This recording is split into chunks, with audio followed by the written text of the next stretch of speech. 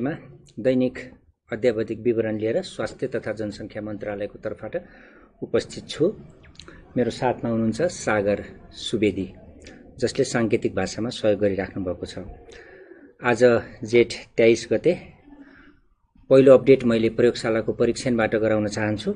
PCR विधिबाट गरिएका परीक्षणहरूको आजसम्मको कुल संख्या 88,366 रहेको छ। त्यसैगरी आरडीटी विधिबाट गरिएको परीक्षणहरूको आजसम्मको संख्या 1,32,966 रहेको छ।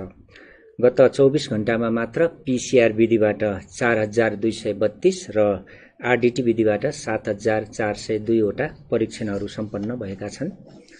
त्यसैगरी आरडीटी विधिबाट गरिएका परीक्षणहरूको प्रादेशिक विवरण, हामीले प्रादेशिक विवरण क्वारेन्टाइनमा व्यक्तिहरू बसिरहेको अवस्था, बढिरहेको अवस्थालाई मध्यनजर गरेर हरेक प्रदेशमा यसको परीक्षणको स्थिति कस्तो छ भनेर दिने गर्छौं। प्रदेश नम्बर 1 मा हालसम्म आरडीटी विधिबाट 12,950 वटा आरडीटी परीक्षणहरू भएका छन्। त्यसैगरी प्रदेश नम्बर 2 मा 8,570, बागमती प्रदेशमा 26,293, गण्डकी प्रदेशमा 9,287, त्यसैगरी प्रदेश नम्बर 5 मा 31,780, कर्णाली प्रदेशमा 16,932 र सुदूरपश्चिम प्रदेशमा 27,154 वटा गरी कुल 1,32,966 आरडीटी परीक्षणहरू हालसम्म सम्पन्न भएका छन्। क्वारेन्टाइनमा रहेका व्यक्तिहरूको संख्या प्रदेश नम्बर 1 मा 4,059, प्रदेश नम्बर 2 मा 21,363, बागमती प्रदेशमा 3,577, गण्डकी प्रदेशमा 5,442, त्यसैगरी प्रदेश नम्बर 5 मा 40,146 जना, कर्णाली प्रदेशमा 31,952 जना र सुदूरपश्चिम प्रदेशमा 60,226 जना क्वारेन्टाइनमा रहनु भएको छ। यसरी आज कुल क्वारेन्टाइनमा रहने व्यक्तिहरूको संख्या 1,66,765 रहेको छ।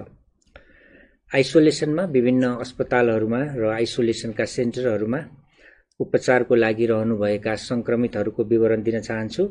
प्रदेश नम्बर 1 मा 166 जना, प्रदेश नम्बर 2 मा 871 जना, बागमती प्रदेशमा 50 जना, गण्डकी प्रदेशमा 54 जना, त्यसैगरी प्रदेश नम्बर 5 मा 869 जना, कर्णाली प्रदेशमा 475 जना, सुदूरपश्चिम प्रदेशमा 83 जना गरी कुल 2,568 जना संक्रमित व्यक्तिहरू विभिन्न आइसोलेसनमा रहनु भएको छ।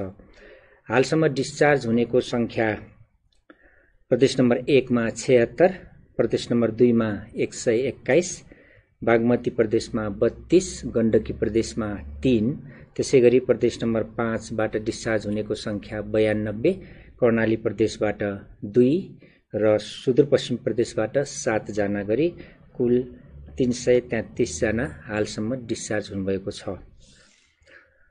पछिल्लो अपडेट अनुसार डिस्चार्ज हुने व्यक्तिहरू 43 जना हुनुहुन्छ, जो धरानबाट 3 जना डिस्चार्ज हुनुभएको हो। उहाँहरू सबै झापाका हुनुहुन्थ्यो। 15 देखि 45 वर्ष उमेरका व्यक्तिहरू सबै पुरुष र उहाँहरू 7औं देखि 11औं दिनमा डिस्चार्ज हुनुभएको हो। त्यसैगरी कोशी अस्पताल विराटनगरबाट 27 जना डिस्चार्ज हुनुभएको। उहाँहरू धनकोटा, खोटाङ, उदयपुर, मोरङ, सप्तरी, सुनसरी र झापाका हुनुहुन्छ। उहाँहरू 16 देखि 57 वर्ष उमेरका व्यक्तिहरू हुनुहुन्छ, जसमध्ये 4 महिला र 23 पुरुष हुनुहुन्छ। उहाँहरू 6 देखि 11औं दिनको अवधिमा अस्पतालबाट डिस्चार्ज हुनुभएको हो। त्यसैगरी सुशील कोइराला प्रखर क्यान्सर अस्पताल बाँके र लायन्स डेन्टल अस्पतालबाट गरी 13 जना बाँकेबाट डिस्चार्ज हुनुभएको छ। उहाँहरू 16 देखि 55 वर्ष उमेरका हुनुहुन्छ, 1 जना महिला र 12 जना पुरुष, जो 14औं दिनदेखि 30औं दिनको अवधि आइसोलेसनमा पार गरेर निको भएर संक्रमणलाई जितेर घर फर्कनु भएको हो। यसरी कुल डिस्चार्ज हुनेको संख्या हालसम्म 333, जसमध्ये पुरुषहरू 272 र महिलाहरू 61 जना हुनुहुन्छ। कल सेन्टरको अपडेट दिन चाहन्छु। 2 वटा कल सेन्टर 1133 र 1115, जसमा यहाँहरूले निशुल्क डायल गर्न सक्नुहुन्छ। आज मैले सबै कल सेन्टरमा आउने कलहरू लाई व्यवस्थित गर्ने क्रममा एउटा अनुरोध गर्न चाहन्छु। कोभिड-19 सँग यहाँहरूलाई भएको जिज्ञासा प्रष्ट रूपमा र यहाँहरूका समस्याहरू अलि प्रष्ट रूपमा राखिदिन अनुरोध गर्छु। धेरैजसो जनचेतनामूलक सामग्रीहरूबाट पनि ती इन्फर्मेसनहरू प्राप्त गर्न सक्नुहुन्छ जो यहाँले हामीलाई सोध्नुहुन्छ। त्यो चाहिँ हाम्रो वेबसाइटमा राखिएको छ, किनभने त्यहाँ विस्तृत रूपमा हेर्न सक्ने भएको हुनाले यदि यहाँहरूको जिज्ञासा हो, यहाँहरूको कुनै नबुझेको कुरामा त्यसको स्पष्टता हो भनेदेखि त्यस्ता वेब पेजहरू छन् हाम्रा। ती वेब पेजहरूमा हाम्रो सिट्रेप आउँछ डेली, त्यसमा पनि हेर्न सक्नुहुन्छ।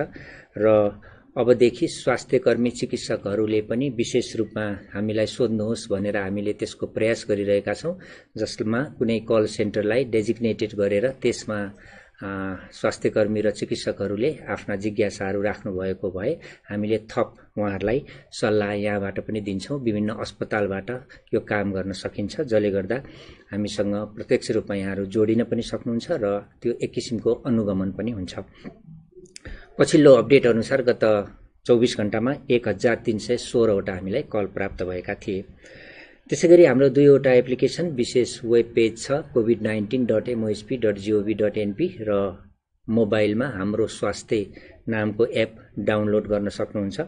यो दुईवटा स्थानमा गरेर कुल आफ्नो स्वास्थ्यको विवरण भर्ने र संक्रमण भए नभएको हामीलाई थाहा दिने संख्या 468 रहेको छ। उहाँहरूमध्ये 5 जना सम्भावित संक्रमितको जोनमा पर्नुभएको छ।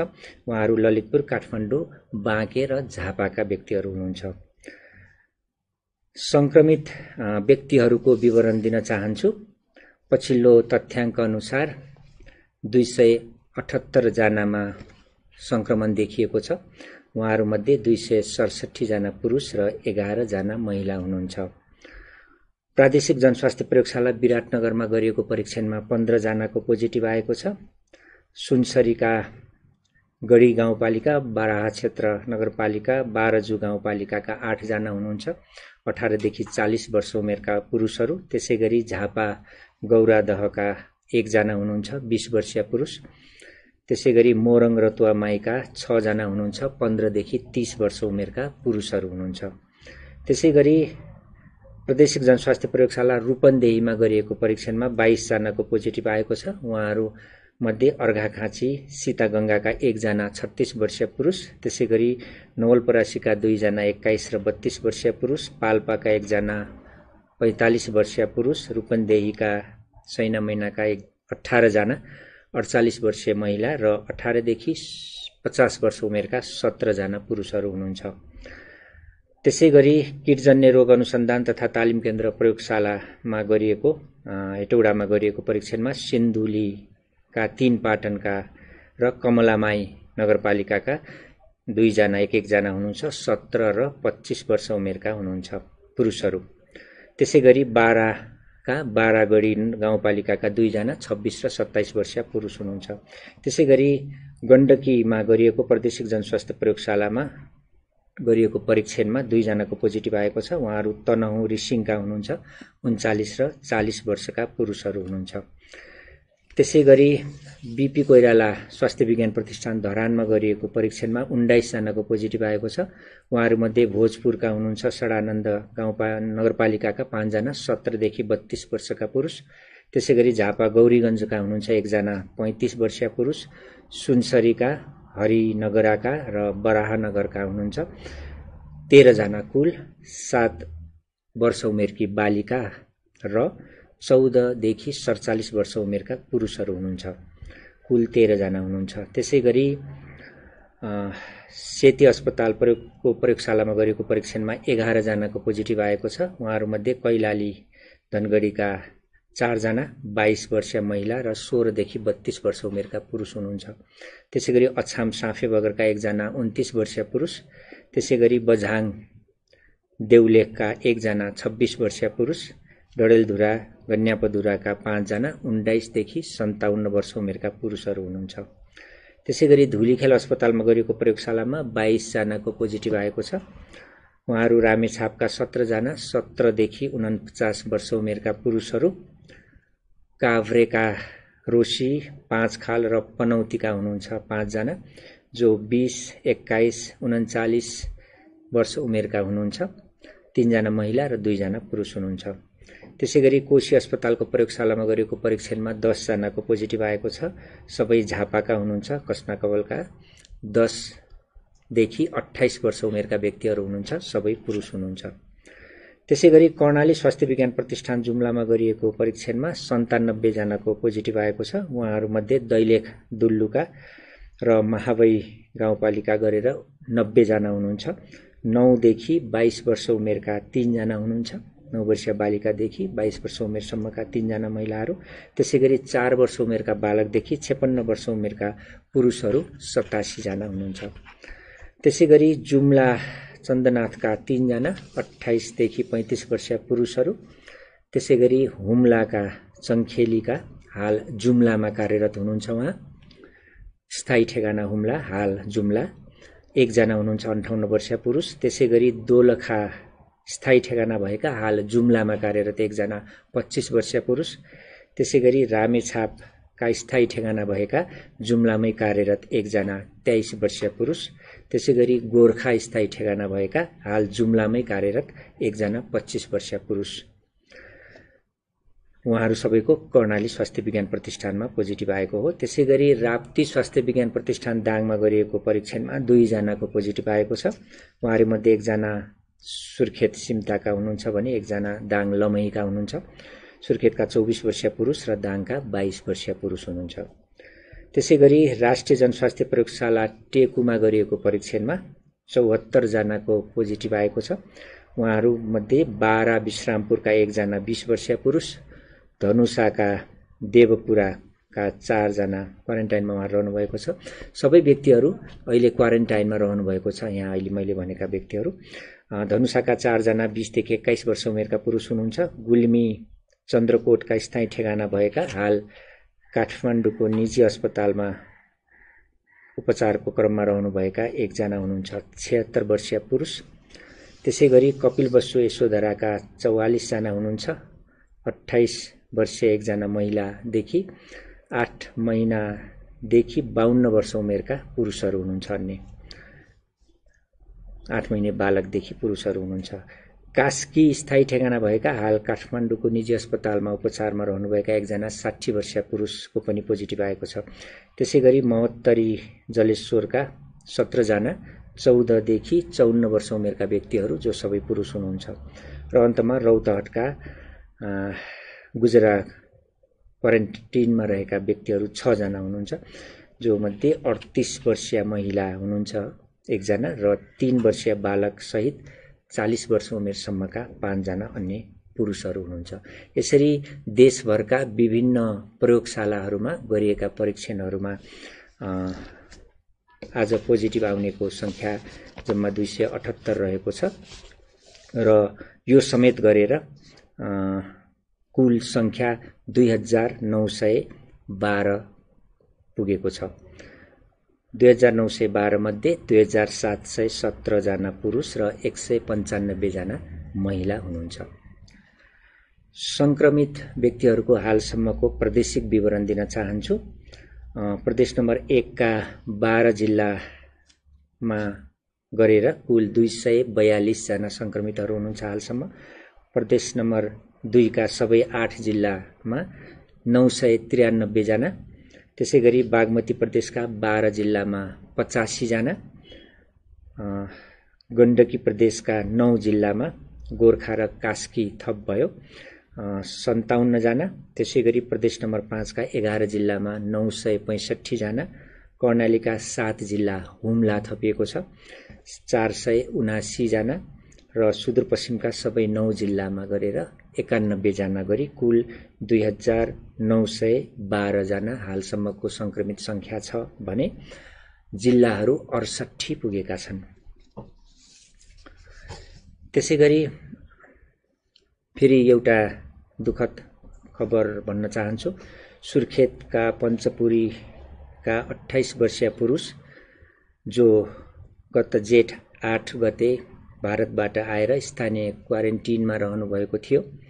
14 दिन उहाँ त्यहाँ बस्नुभएको हामीलाई जानकारी प्राप्त भएको छ र घर फर्कदा आरडिटी गर्दा नेगेटिभ आएको र क्वारेन्टिनमा रहँदासम्म कुनै पनि संक्रमणको लक्षण नदेखिएको हामीलाई जानकारी प्राप्त भएको छ र 22 गते घर जाँदा सोही दिन उहाँको मृत्यु भएको छ र उहाँको आरटीपीसीआर विधिबाट परीक्षण गर्दा नतिजा पोजिटिभ आएको छ। यो सँगै नतिजा पोजिटिभ आएको व्यक्तिहरू जसको मृत्यु भयो उहाँहरूको कुल संख्या देशभरको 11 पुगेको छ। हामी यसमा मृत आत्माको चिर शान्तिको र शोकाकुल परिवारप्रति समवेदना व्यक्त गर्न चाहन्छौं। यो संक्रमणको सधैँ रिपोर्ट गर्दै गर्दा दिनहुँ संक्रमणको संख्या बढिरहेको र मृत्यु पनि बढिरहेको हिसाबले हामीले गर्नुपर्ने थप कार्यहरू रणनीतिहरू र सबै मिलेर जुन सबैको सहयोग अझ बढी हामीले अपेक्षा गरेका छौं। यसै विषयमा यो आज विश्व वातावरण दिवस पनि हो। हामी लकडाउनमा पनि छौं। यस वर्षको विश्व वातावरणमा प्रकृतिको लागि समय भन्ने नारा छ।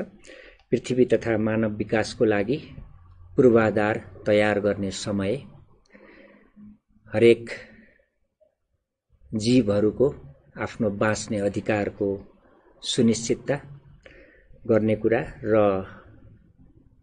यो नेचरको डाइभर्सिटीको कुरा र यो अहिलेको हाम्रो कोभिड-19 सँग यसलाई जोड्दाखेरि वातावरण अलि सफा भएको, हालाकि संक्रमणको संख्या बढिरहेको छ तर पनि नेचरको कुरा गर्दाखेरि एयरको पोल्युसन जुन हावाको पोल्युसन हो त्यो कम भएको छ, ध्वनिको पोल्युसनहरू कम भएको छ। हामीले पनि थाहा पाउँछौं काठमाडौँ शहर वा अन्य शहरहरूमा भएका रुखहरूमा धुलोहरू जमेको छैन। हाम्रा घरका बाहिरका भित्रका रेलिङहरूमा धुलोहरू कम छ। हामीले समात्ने ठाउँहरूमा धुलो कम छ। सडकहरू सफा रहेका छन्। यो हिसाबले हामीले पोल्युसन चाहिँ केही कम पाएका छौं। पानीको शुद्धता बढेको छ। बिहान र साँझको दृश्यहरू रमाइला भएका छन्। जो हिमाल दृश्यहरू श्रृंखलाहरू जुन हामीले हेर्न सक्छौं, खुल्ला आकाश छ। यसले गर्दा स्वास्थ्यमा सुधार होस् सबैको।